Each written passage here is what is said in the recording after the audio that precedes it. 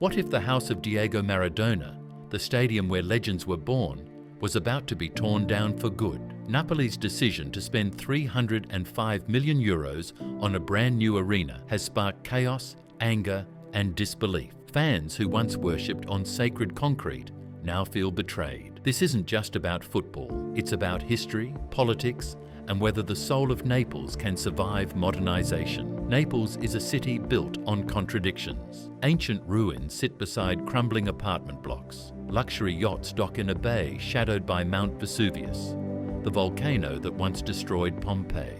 And at the heart of it all stands football, the one force capable of uniting every street, every neighborhood, every class. The Stadio Diego Armando Maradona, once the Stadio San Paolo, is more than concrete and steel. It is mythology.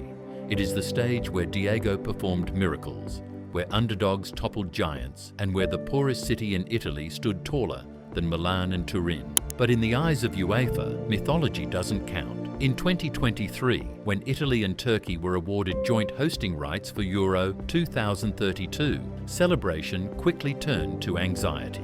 Each country needed 5 modern, world-class stadiums. Turkey had built shiny new arenas for fun. Italy, a patchwork of decaying giants, some dating back to the 1950s, some literally falling apart. Suddenly, the sacred home of Napoli wasn't just old, it was a liability. The Stadio Maradona's problems weren't cosmetic, they were structural. Entire sections had been closed for safety. Capacity shrank to just over 54,000. Bathrooms felt like relics from the 1970s. Accessibility for disabled fans was laughably bad, and the truth became impossible to ignore. No amount of fresh paint could turn this into a Euro-ready arena. The city tried anyway. In 2025, Naples allocated €10 million for renovations. The plan sounded reasonable. Reopen the dangerous third tier, add 10,000 seats, shore up weak spots in the concrete, a symbolic gesture to prove that Naples could keep its cathedral alive. But behind the scenes, Napoli's president Aurelio De Laurentiis had already commissioned 2 years of private studies. Engineers, architects, financial analysts. Their verdict? Brutal. Renovation was a fantasy. The stadium was incompatible with modern investment requirements. Any money thrown at it would vanish into a black hole. And for a club that had just climbed back into European elite status, clinging to the past wasn't just sentimental, it was suicidal. So De Laurentiis dropped the bombshell. Napoli would walk away. Not patch up the old temple, but build a new one. A €305 million ultra-modern arena, privately funded, that would not only meet UEFA standards, but eclipse them. The announcement hit Naples like an earthquake. The mayor felt betrayed. Taxpayers who had just financed repairs felt mocked. Fans who had grown up under the Curvar B, who sang Maradona's name from the same crumbling terraces for decades, felt stabbed in the heart. The club framed it as progress, but to many it felt like erasure. And so, what should have been a straightforward football infrastructure story ignited something much bigger. A cultural war, a political scandal, a battle over identity. The city of Naples was no longer arguing about concrete and steel. They were arguing about memory, about loyalty, about who gets to decide what history is worth saving. At its core, this is the fire that sparked fan fury. A sense that something sacred is being traded for something soulless. That €305 million isn't buying a future, it's burning a past. On paper, the new Napoli Stadium looks like the future, a 65,000-seat colossus rising from the ground, armed with every modern trick in the book, every seat perfectly aligned to the pitch, ergonomic chairs instead of cold concrete slabs, giant HD screens glowing with replays and stats, a 360-degree LED system designed not just to light the pitch, but to turn each match into a spectacle. Imagine the entire stadium pulsing in Napoli's iconic blue as the players walk out. Football, reimagined as theatre. The plans promise more than sport. They promise and experience Michelin-level dining in glass-fronted lounges, corporate boxes outfitted like luxury hotels, rooftop terraces where executives can sip champagne while fans roar below. And it won't just be open on match days. The design aims to transform the stadium into a year-round entertainment hub, with concerts, conferences, and high-end events all pumping money into the club's veins. The architecture even nods to Naples' cultural heritage, wrapping cutting-edge design around facades meant to echo the city's ancient beauty. Energy efficiency is another selling point. Solar panels on the roof, rainwater collection systems, climate-controlled technologies. A gleaming statement of modern ambition. But here's the catch. Dreams on paper don't always survive reality. Fans see luxury boxes where ultras should be. They see LED light shows where raw atmosphere once ruled. They see comfort replacing chaos. And the question burns. Is this a bold reinvention or a soulless theme park dressed as a stadium? When a new stadium rises, an old one dies. And in Italy, history shows us exactly what happens when football temples are abandoned. They rot. The Stadio delle Alpi in Turin is the perfect warning. Built for the 1990 World Cup, it became infamous for empty seats, bad sightlines, and a soulless atmosphere. By 2006, Juventus walked away. The stadium sat decaying for years before finally being demolished. A £1 billion mistake that still haunts Italian football. Napoli fans now fear the same fate for the Stadio Diego Armando Maradona. Imagine it, the stands where Diego lifted trophies in 87 and 90 falling silent, weeds creeping through concrete, paint peeling under the Mediterranean sun. Tourists might snap photos, but locals would see a ghost, a daily reminder of betrayal. And it's not just nostalgia at stake. Taxpayers recently poured millions into short-term renovations. If Napoli abandons the ground, all that public money evaporates. A decade of investment wasted. The stadium left to crumble like so many Olympic venues scattered across Italy. For Naples, the risk is uniquely painful. This is not just another stadium. It's a monument to defiance, a place where the underdogs beat the giants. If it turns into a ghost ground, it won't just be concrete collapsing, it will be identity itself. This is the shadow haunting every blueprint of the new €305 million project. Because building the future is one thing. Explaining why you left the past behind to die, that's another story entirely. For decades, Napoli's fans have been among the most loyal and passionate in the world.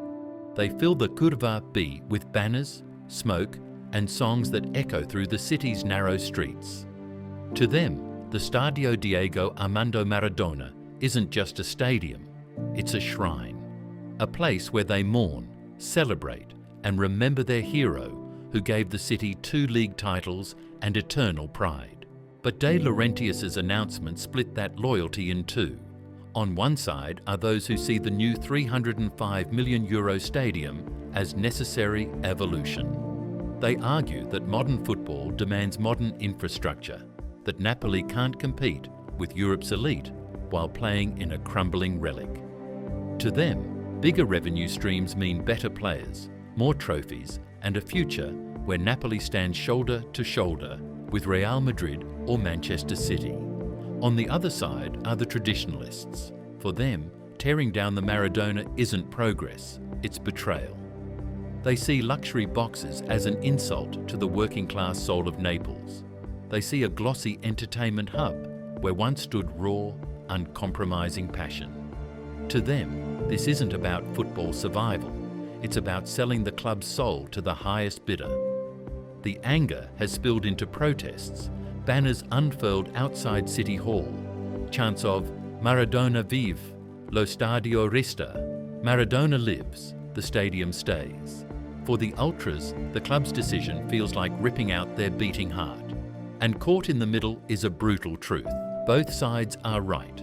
Napoli does need a future-proof stadium, but Naples also needs its past, and bridging that divide may be harder than building the stadium itself. Napoli's stadium saga isn't just a football story, it's a political battlefield.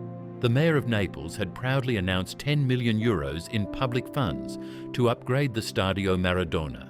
It was meant to be a symbol, the city standing with its club, preserving history while meeting UEFA's demands. But when De Laurentiis declared the stadium unfit for purpose, and unveiled his €305 million dream project, that gesture turned into embarrassment. The city looked powerless, taxpayers looked cheated, and the relationship between club and government fractured overnight. Now politicians are scrambling. Some accuse De Laurentiis of arrogance, of ignoring the city's cultural heritage. Others argue he's the only one with the vision and financial muscle to pull Naples into the modern era. Either way, the clash has created open hostility between club and municipality. And above it all looms UEFA's ticking clock. Stadium confirmations for Euro 2032 must be submitted by 2026. That leaves little room for politics, red tape, or endless debates. If Naples can't guarantee a world-class venue on time, the city risks losing its place in the tournament, a humiliation no one wants. But the stakes go beyond football. Hosting Euro 2032 could bring jobs, tourism, global prestige. Losing it could deepen Naples' reputation as a city where big projects die under bureaucracy and infighting. So this isn't just a construction plan, it's a test of power. Who really decides the future of Naples? The politicians trying to protect public image, or a football club betting everything on a €305 million gamble? Aurelio De Laurentiis insists the new €305 million stadium will be privately funded. No taxpayer money, no government subsidies. In an era where most stadiums lean on public financing, that sounds bold, maybe even heroic, but to many it sounds reckless. Because stadiums of this scale almost never stick to budget, costs balloon, timelines slip, political red tape strangles progress, and Naples adds a unique complication. It sits on a seismic fault line. Earthquake-resistant construction isn't optional, it's mandatory, and that pushes costs even higher. De Laurentiis frames the project as an investment, not a gamble. He points to projected revenues, €50 million more per year than the old ground. Year-round use, concerts, conferences, corporate partnerships. The Euro 2032 carrot looms large too. If the stadium is ready, Naples becomes a global stage, welcoming tourists, sponsors, and the world's media. But what if it isn't ready? What if delays push the opening past 2031? Missing the Euro 2032 deadline would turn the dream into disaster. The once-in-a-generation chance to showcase Naples would vanish, leaving only debt and broken promises. Fans fear another scenario. The club stretches finances to breaking point, invests heavily, and then struggles on the pitch. A shiny new arena doesn't win games. And if Napoli can't deliver trophies inside it, the gamble may backfire twice over, financially and emotionally. It's the classic high-risk, high-reward play. If it works, Napoli leap from underdog to European powerhouse with one of the continent's best stadiums. If it fails, they could lose everything: stadium, status, and soul. Napoli stand at a crossroads unlike any in their history. On one side, a gleaming €305 million stadium designed to rival the most advanced arenas in Europe. On the other, the crumbling yet sacred ground where Diego Maradona carved his name into football immortality. This isn't just about bricks, steel, and blueprints. It's about identity. It's about whether Napoli is willing to sacrifice memory for ambition, whether the club can transform itself into a modern powerhouse without tearing out the heart of its own city. The risks are staggering. Deadlines loom, budgets can spiral, political battles rage, and all the while, the clock ticks toward Euro 2032. If Napoli pulls this off, the rewards could be monumental: global recognition, financial stability, a permanent seat at football's top table. But if they fail, the fallout could be catastrophic: an abandoned Maradona Stadium, hundreds of millions lost, a legacy of division instead of triumph. The fury of the fans isn't just blind nostalgia. It's a deep fear that once this gamble is made, there's no going back. Once the old stadium is gone, so too is the history it holds. Every chant, every banner, every miracle performed under those floodlights will be reduced to dust and photographs. And that's the heart of the dilemma. Is football about the future or the past? Is it about competing with the world's richest clubs, or staying true to the traditions that made Napoli unique in the first place? As the plans move forward, one thing is certain. The fate of Napoli will be written not just in goals and trophies, but in concrete and steel. Because in chasing glory, the club may win everything, or lose the one thing that money can't buy, its soul. So what do you think?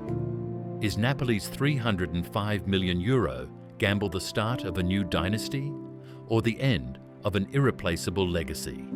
Let us know in the comments. And don't forget, this story is only just beginning.